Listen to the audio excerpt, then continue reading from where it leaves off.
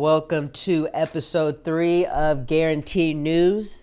Today is Wednesday, July 5th, and we're going to do a couple of things differently in the third episode of Garrenteed News. The first thing, so a couple of the people who have been watching it, I've been being told a couple of different things, but one of the things that I've been told consistently that I'm going to listen to is that I do need to stop the cussing, stop the language as much.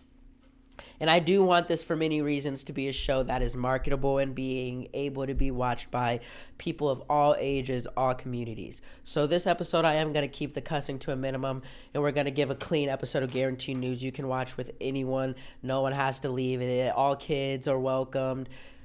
Good, clean episode of Garrenteed News. You're going to be able to learn something today and not hear me cuss. The next thing, this is a personal sense, both Garrenteed News. I wanted it to not be like regular news where you're always hearing sad things or you leave it feeling sad. So I wanted it to be lighter, or even if I'm covering a sad story, I want it to be covered in a way that makes you feel a certain type of way. Now, for me, how I'm going to start the episode is going to be a little bit sad, so I'm preparing you for that. But you may hear some of this and think it's a good thing. It may not be sad at all, but just a little bit of a warning. This is not the usual Garrenteed News lineup, but I have to talk about it. So bear with me. Let's dive into it. The first story, the Supreme Court had a very busy week last week.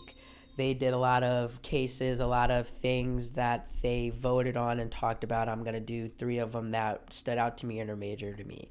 Taking away affirmative action and it being a role in college admissions around the country, and more specifically for like the more prestige ones like Harvard. There's one in North Carolina that was specifically mentioned. I can't think of it.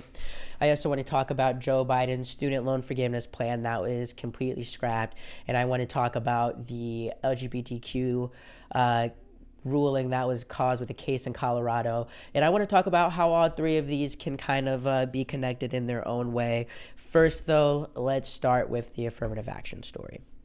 So you heard it, affirmative action. It's basically not going to be allowed as being a thing in college admissions anymore. And when I first heard about this, I'm going to try to speak fast. The first thing I thought was, well, today, upcoming, will affirmative action being gone make the amount of black students that are going to college, and particularly bigger, more prestigious ones like Harvard, is that number going to go down over the next couple of years? And at first I thought, I don't believe so. And as I read more about it and talked to more people and found out more, I realized how naive I think that thought was. And I do believe in the next couple of years, we're going to be seeing a lower number of black people that are going to be going to college as a whole, and for particularly the prestigious schools that I keep mentioning. I think we're going to be able to see that number go down, but that's not what I want to talk about in this story, specifically with this, because there is, you can talk about that for a long time, and I just don't want to cover it this way. First thing I'm going to talk about is the conversation that the Supreme Court was prompting, saying that the reason that you are taking away affirmative action is because it is unconstitutional, because you should not base against race when getting education, and it is race, it's discriminatory and it's not right. You know, it's not fair to all of these students of different colors, white, Latino, Asian, American, all these different communities. Having affirmative action isn't fair to them. So I have something that I would want to just present. So for specifically for the white people, I don't want to paint a broad stroke here, but for the white people that believe that affirmative action was discriminatory towards them, and it is something that is just not right and not fair when you're having people get into education. Your color shouldn't matter whether you're black or white. I will say this. The C plus average 1B took no major like AP courses, had a medium SAT score student that's not getting into like the big college that all their friends are going to, and your grandfather, you're no type of legacy. And the whole legacy conversation is another tricky one that's funny, but I won't even get into that. Just the average white grades student, middle class, that thinks that affirmative action, there's another average C family black student that is taking your spot into that school because they have to meet that quota. That is not what affirmative action was for. That's not what happened. Affirmative action was made because these schools were originally very racist and did not want black students going into these prestigious schools of higher learning. They didn't want them to be educated. They didn't want them being around their white sons and daughters and brothers and sisters and grandchildren. It was just all around a bad mix. They didn't want it. So you had to create affirmative action to prompt them to give black students who deserved it a chance to have higher education. Students that deserved, no matter what the color of their skin was, they deserved to be in college, but they weren't getting the opportunity because the colleges were racist as institutions. So you had to put in affirmative action. Affirmative action was not for the black student that was undeserving to get into college to take a spot from another undeserving white student. It was for the deserving student that was not getting in because he was black to go to school with the deserving white students, and some of the undeserving ones that were getting in because they were white, their families went there, blah, blah, blah. So for those white people who are mad about that, I would like to say, I think at the very least, when you have that sort of thinking that I'm not getting in because they're taking my spot, this black person is taking my spot, or they have affirmative action, again, I hate to do broad strokes, but I'm going to say you probably have two beliefs. And I guarantee there's more, and I hate to do it. But yeah, I'm going to say either A, you don't know about the history of just why affirmative action was created, the history of black people, which just not go into too much, but just with higher learning and education in the fight to even be able to learn anything in this country. You just don't know about it. So you're living under maybe a guise that like everything is pretty even in this country now at 2023. We don't have these problems of race. I mean, everyone is treated equally and everything is like, there's problems, but of course they're not to the point where it's really affecting people's lives, and you just have to work, and if you deserve it, you'll get it. So I'm assuming you're living under that, guys, and you just don't know. Fair. Or I'm going to assume that you do know, and you do know that these institutions are predominantly racist, and you do know that they'd rather have white children in than black children, and besides they'd probably rather have as little as possible. You do know all of these things and that this is something that's going on, but you like the privilege and you enjoy it, and it's comfortable for you, and this is something that you know about, and you think, hey, this is how it should be. Both of those I think are dangerous, and you can go on to them and write whole dissertation papers around them. But both are dangerous to me. Both are questionable to me. And I think both are, with this conversation, I think they're pretty frustrating because I think white people who have a sort of discomfort with something like affirmative actions or laws just being put into place and thinking that it's taken from them, I think at best it's a microaggression of racism, and at worst I won't even say. But at best you're just having a lack of care and respect for the history of this country and the need for black people to have more equal rights. Now there's that. Now the only other thing I want to address with is the conversation that affirmative action will help other communities of color with their rates of getting into school, particularly Asian American community and Latino and Latina community.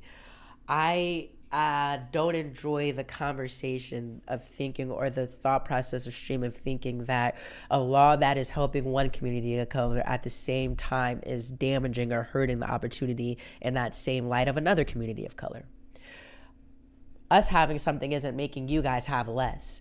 And I think when you think about these laws as they're being made, you have to think about who's creating them, why they're being created, and what is the true belief and meaning in what they're trying to do with it. I say this to say I don't think they took affirmative action away so they could help, because they're saying, there is a problem with all communities of color and we need to do something to address it across the board, and having something just for black people specifically is just not good enough and it's hurting. I don't think now that affirmative action is gone, I'll put it this way, you're going to see a higher raise in Asian and Latino people getting into college, and specifically because that's what this main conversation has been about, more prestige Ivy League schools, because affirmative action is gone, because that's not why they made this law. That's not why they took it away. I don't think that's going to be a direct correlation there. And I think with all communities of color, when you start to have that conversation of they are getting this or this law does this, so it's going to take away from this, I think it's harmful, just for the simple reason that the goal objectively should be for it to just be equality of all sorts. No matter where it starts, we need to get to a place where it's all here.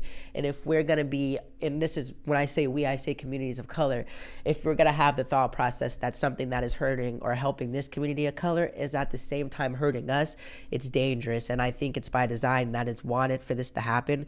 But I think you just have to ask yourself, did they really, the Supreme Court, the 6-3 majority voting, did they vote this affirmative action away to help other people of a color have a more fair shot at getting into schools?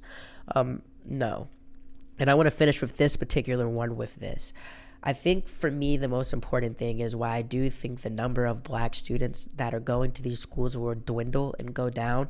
The overall symbol of the meaning of this is what scares me and what it says. I mean, I still think there is going to be black students that get into schools, and I still think I think just as of when you think about what this means for the country as just ideal-wise and what they're doing, it's scarier to me than it's what's scary to me personally. Now, something we're going to get into the next one with Supreme Court. It's 11 minutes. I'm sorry. I may make this like its own video, but we'll see. Joe Biden's student loan forgiveness plan completely thrown out the water. If you didn't know, basically Joe Biden was doing he was going to do $10,000 to $20,000 loan forgiveness for people that were making $100,000 or less a year. And this wasn't for families. This is for the individual. It's going to be a big student loan forgiveness. Supreme Court voted. It's going to be completely taken away. If you applied for it, it's not going. You're not getting it. And I think this, again, the symbol of this, obviously, because this is about money, so it's going to hit home for more people because this is money. So everyone, no matter what you are, you can relate to this. But the symbol of this is actually, it still connects to this as well. It's a dog whistle for what we want to spend money on, what we're willing to forgive on. And it's telling to the lower middle class and middle class people that the people who are making laws, what are they making laws for? Who are they making laws to adjust for and be comfortable for? And this is from just the money standpoint. No student loan forgiveness. This is crazy and it's not right. But these loans are predatory and insane, and they're not right as well. So again, I say when I think of laws, you have to think about the reason that they made these laws and the reason they let some things go, and some things they say are unconstitutional and some things they're not. And why the student loan forgiveness not happening is financially just crazy for so many people that went to college and have student loans. But just thinking about the idea of why they don't do it, but what we will spend money on, or what is right and what isn't right. I'm telling you, don't listen to no matter Democrat, Republican, don't listen to what they say, listen to what they do. And this week they did a lot. The last thing I'm going to go with was small.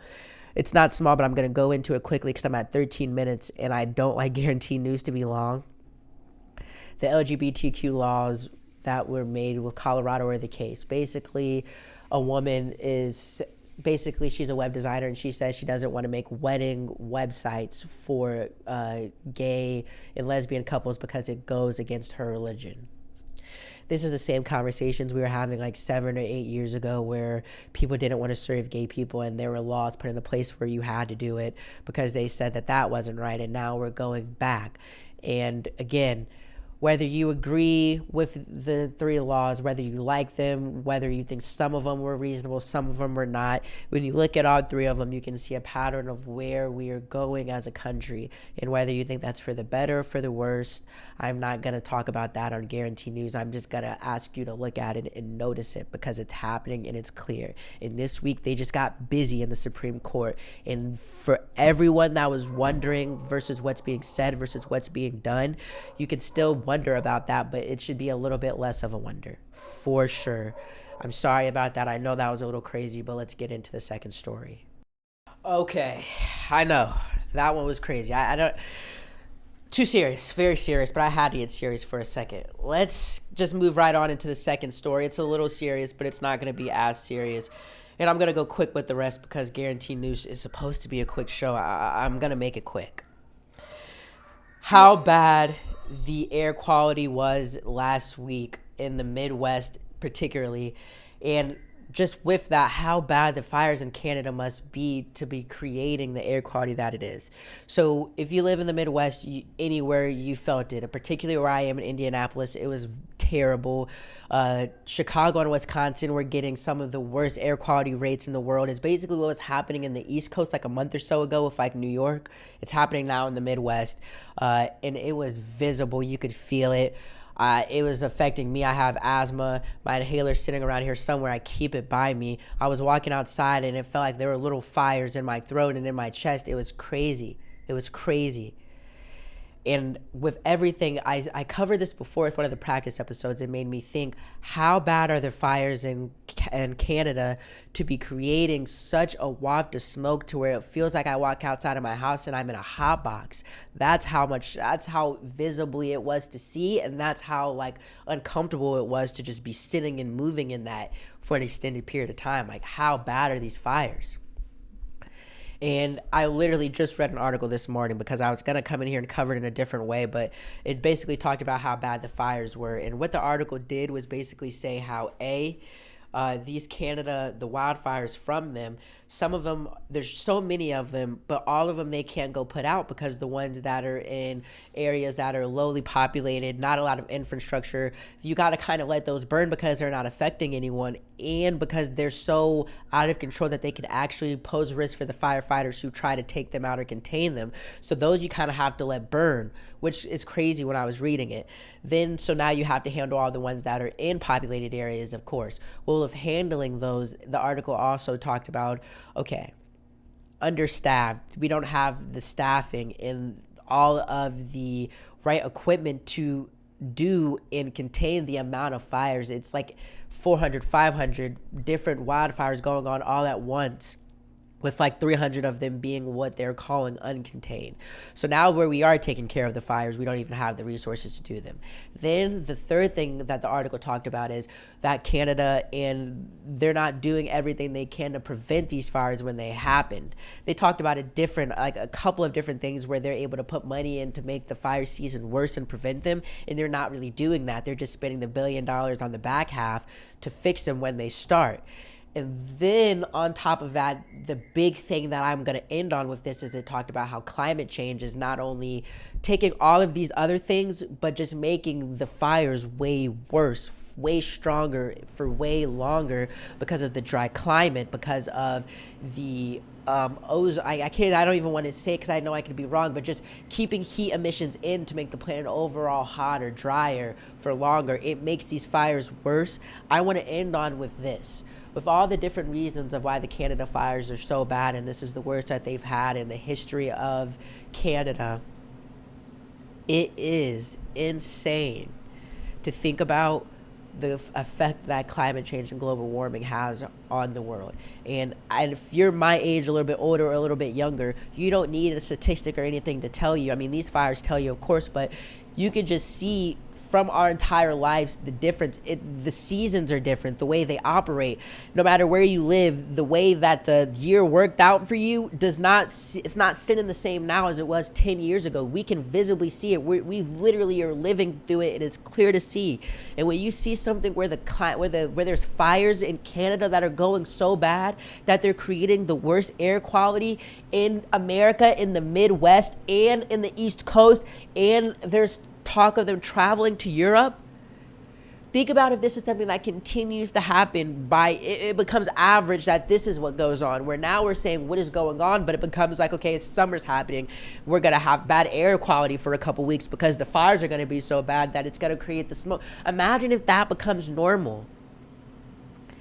It is crazy the world we live in from so many standpoints, but this climate change, all the rules, regulations, there's no running from this. And it is crazy because it's like a buzzing with climate change we've been hearing our entire lives. And all the scientists say, when it gets bad, we got to prevent this stuff now, because when it gets bad, there's no going back. We're going to be living with some new stuff. And now I'm just hoping, like they used to say, like we have 10, 20, whatever many years. I hope we're still in the role where we can be preventative and help things, because It is crazy to me to think about.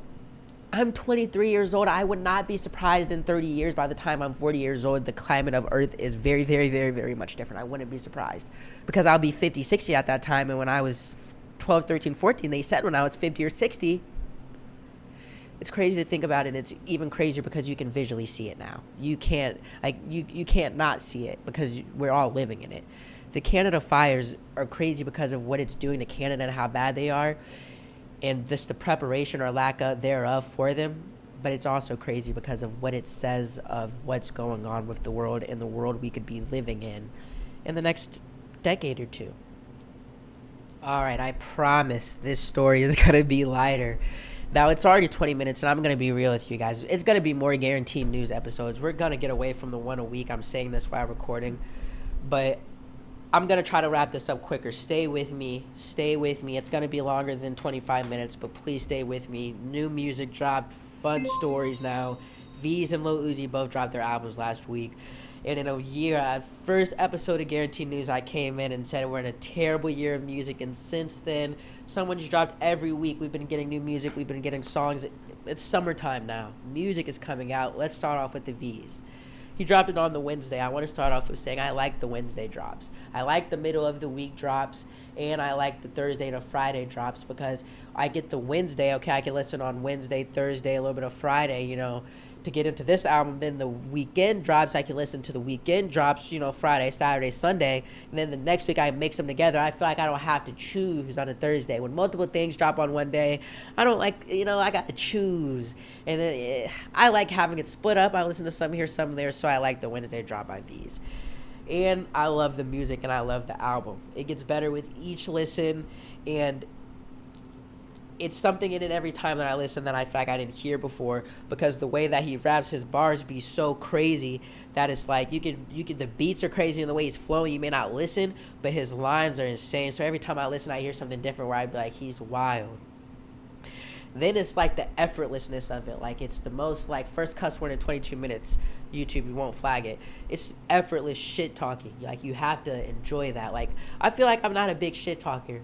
I'm a very respectable person, I like to say, but listening to it, it just gives you confidence, but in a chill way. Like, not the confidence where you want to go run through like a wall, but the confidence where you're just like, I want to go make money, and I want to go do some other things that are gonna, me saying it, I can't think of how to say it without cuss words right now, but just gives a lot of calm confidence is what I like to call it. So if you just feel like you just need something to get you in that zone of confidence, that Veeze is perfect. Now, I will say, I think if you're not like a Veeze fan, Detroit rapper fan, or like a semi fan of that style, I don't think it's going to be a lot of people who don't listen to that type of music that are going to be like, I love this. I don't think it's going to get a lot of crazy, a million new fans. Could be 100% wrong about that, but it's a really good album, and it has a couple of songs that I feel like if you like rap, you're going to like it. But I will say, I feel like it's not going to be something that you just put in the car with anybody and everybody's going to be like, yeah, this is hard. I think it's a certain type and a certain place for it. But I enjoy it, and each time I listen, I like it more. Now, speaking of it not being listened to by everyone, and maybe you can't just play it anywhere, that Lil Uzi Vert is that times a million. It's going to be very easy for people to turn that on and turn it off immediately and say it's bullshit. But me, I personally like the Uzi a lot. And it's genre crossing, obviously, because it is a rock album. You can tell that he has that on there. But, I grew up listening to, and it has a lot of type of rock in it. Punk rock, hard rock, light rock. I can hear a lot of different genres of rock even in that one album. But it also is still a rap album. And it's still Uzi rapping. And you can still hear that he's a good rapper, and he proves that because he does that with every album, that he proves that he actually knows how to rap. But this album was obviously him taking a different approach and wanting to try something different. And I think Uzi has been around for long enough. He has the albums and the discography that's good enough to where he can do that. And even if it was going to be a complete miss, he still has the ability to take those risks because it's Uzi. I feel like he's developed that career, but I think he did a good job making a rock album. And this is someone that comes from someone that is a semi-casual rock fan. I like rock music. But again, there's going to be a lot of people who listen to this and just say it's noise and bullshit. And there's a couple, there's 2 or 3 songs where it's too out there. But most of them, I really I enjoyed it. And again, it's for the right place. That's good concert music, good festival music, good if you're at the right party or something. Like it's rager music. Like it's good. That's just what it comes down to. So like there's gonna be Uzi fans who probably don't even like that album, but like if you were like in the way that you listen to music, if you're like well, even because I'll say there's rock people who could say that this is a bad rock album, but I'll say if you're a little bit out there with the music that you like to listen to, and you know your palate is a little bit, you take a little bit more pause, I think you're like the Uzi album, because it has a lot of good songs on there, and again, it's rap and rock together, and if you listen to both of them, you can see how those genres, it's not crazy to mix those when you just listen to both of them. So even the idea of a rock rap album together isn't really outside of the norm in my head, and I think Uzi did it in a really good way, and I think that album is something, it's gonna sell really good because it's Uzi has the fan base, and I think it's something that like the people who like it will like it, the people who hate it, you won't be able to get them to listen to it because of just how out there he is. He's literally getting on the beat in just like first like 10 seconds of like most of the song. It's crazy. Sometimes I liked it. Not that part, but like the idea of what he was doing this like rock music, rock out. It was cool. Very good week for music, very good summer for music, and I think it's going to continue because I hear we're getting a Drake album in the next couple weeks. He just dropped a poetry book. Good year for music. The Veeze, if you haven't listened to either one of them and you're not a fan of either one of them and you want to listen to some new music, I would choose the Veeze first because I feel like more people are going to like it from a wider range, but that Uzi is very good. Go listen to that Uzi too. And there's a couple songs on there that I feel like all people will like, but that Uzi is high level. That was a cool little music go around, or a cool little music review, right? But third story, let's move on to it. All right, for our third story, we're going to get right into it, and this is going to be quick. On Sunday or Saturday, people were getting onto Twitter and seeing notifications saying that they can't see more than 600 tweets in a day. Elon Musk just made it to where you have to pay to view Twitter for longer. Now, he said it was because of data scrubbing and bots. I don't really even remember the reason he said, because I didn't pay attention to it too much, because it was, I never like to say people are blatantly lying on Garrenteed News, but I'll say I'm 90% sure that is not the truth. He just wants to make more money. And Elon has maybe had the worst run of the owner of Twitter from I've ever seen of anybody or any company that handled Twitter with all the multiple switch Twitters has had over the years since I've had it for like almost a decade, like a good portion of my young life. Elon, I thought Elon coming in, like honestly, I didn't think too much of it because I thought, he's not going to change the way the business is run that much as far as like the Twitter algorithm, how stuff pops up, how it runs, because it's already a working machine. You're just taking it over for the money and the power. Okay. But I thought he was going to just let it be what it is. And if anything, I thought because of how he was speaking, I thought he was going to let Twitter lean more on to what I particularly love Twitter for, how fried it is. I won't speak on it, but like, the first years when I was on Twitter, I grew up on people like being disrespectful, blunt, honest, whatever you want to call it. Twitter was a different place. I grew up on that, and I enjoyed it because of that. No matter what you believed, you were going to see the worst, and they were going to talk about it, and it was going to be the most fried, hilarious, crazy stuff said. And you were going to see a lot of good stuff too, but that's what Twitter was. I thought Elon was going to lean on to that, like, okay, let the far right and the far left, or the people who sit in the middle, or the people who are neither and just out of their minds, let them go and talk, because Twitter is a space for all voices. I thought that he was going to lean on to that. No, every 3 months he does something with Twitter to just make it worse. From making the verified check marks now where you pay to get them shits. Beforehand, it was like, okay, you see the verified check mark from someone saying some information, you're going to be like, he or she still could be lying, but I'm going to put a little bit more truth in it. They got the check mark. Now you can't even really get the check mark right. Like, you don't even know if it's the real ESPN account or the fake one, or you don't know if this is an account like saying some crazy ass trade that is just BS. Like, you got to be an investigator to even know if it's right, because everyone can be verified. That's trash. Then you got the Twitter Spaces that he's trying to push. They sound bad. I don't like them. They're just clunky. And I mean, come on.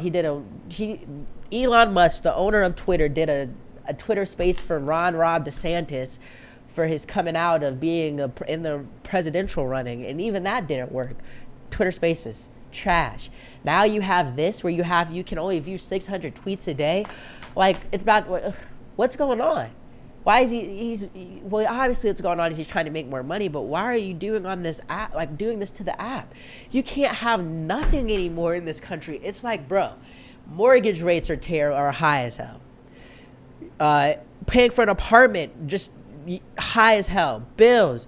It's not even, Arizona tea is not even 99 cents, are not even 99 cents anymore. And now I can't even just in my house scroll on Twitter for free. I got to pay to scroll on Twitter too.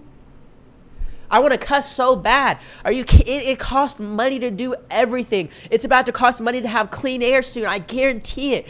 You can't even scroll Twitter for free? You can't even. Next story. We're at 30 minutes. Next story. All right. For our last story, a little bit of NBA talk now. Again, I'm just going to talk about all the trades that have gone on in like the last 3 days because it's been crazy. And again, I like to preempt all my basketball talk with I'm a casual basketball fan at best.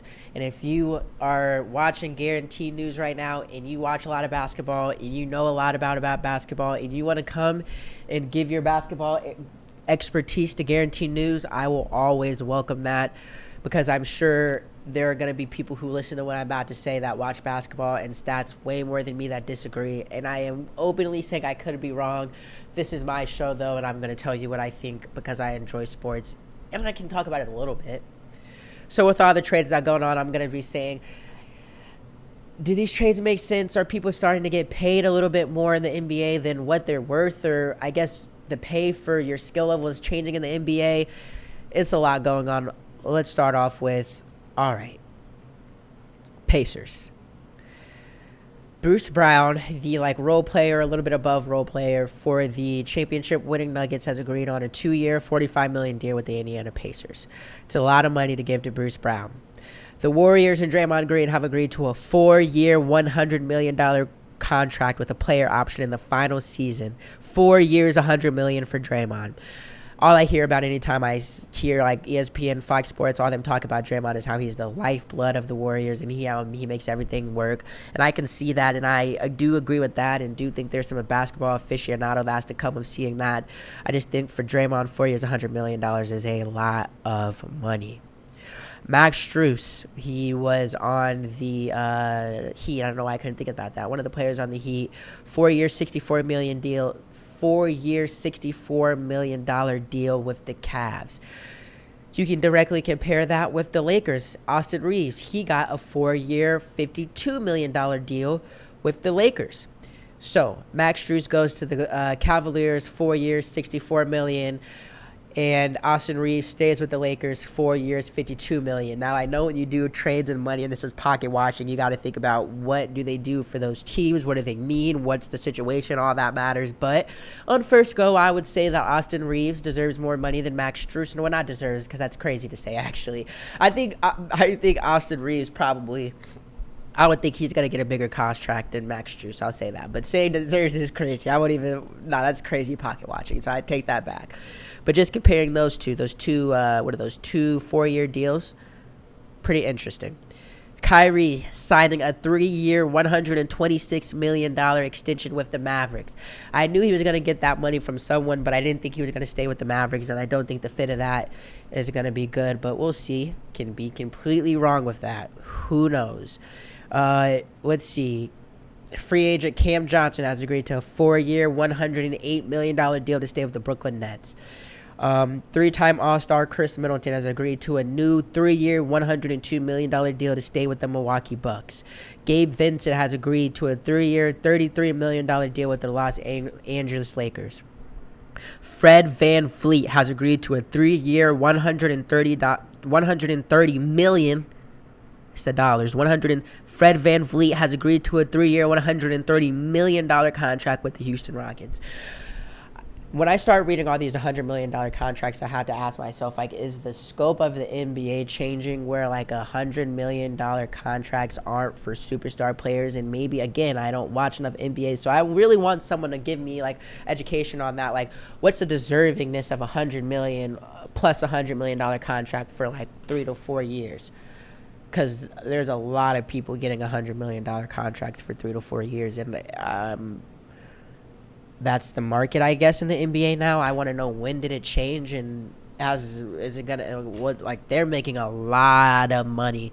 There's another one in here. There's another person that got $100 million contract that I won't ever hate, but I was like, wow, dude with the Washington Wizards, that was on the Lakers. I wish I had a co-host, bro. Anybody that knows about sports would get this immediately, bro. Kyle Kuzma, I think, just got like a 4-year, $102 million deal. I can't find the tweet to confirm it, but it's something like that. Shout out to Kyle Kuzma. But $100 million, okay. I don't want to pocket watch, but okay. Tyrese Halliburton for the Pacers. He's agreed to a 5-year max contract worth to $260 million. Again, I didn't watch the Pacers like that, but everybody I talked to doesn't seem mad about that. He seems like our player. He seems like our franchise player, but it's a lot of money being thrown around right now in the NBA, and it's a lot of movement going around. It's entertaining, and I can tell you, Garrenteed News and Garrett G Studios is going to be giving way better basketball takes coming up, because I might just get into basketball more, but dang, all the trades happening this week were crazy. All right, that was 36 minutes. If you watched all of this, thank you. If you watched one segment, thank you. Half. If you watched any of it, what I'm getting at is thank you. There's going to be more episodes of Garrenteed News coming. We're going to get away from the one episode a week, because I feel like this has to be news. This isn't something to just do. I want you to really watch this and enjoy this and learn from this. So I got to come to you guys. Pause. I got to be present on and make content more often if I really want to be a major face. So I'm going to make that commitment as well. But, yeah, like, subscribe, follow me, Instagram, TikTok. It's all GS Studios, GSTEWIOS. You're going to have to change the thing. Maybe put like a G Studios up there for them to see. But, yeah, thank you for watching. Thank you for liking and subscribing. Go follow me everywhere. Garrenteed News is going to be coming to you more often a week. Stay healthy, stay blessed, stay safe. Read something this week. Drink water, wash your face. All that good stuff, man. See you sooner than next week.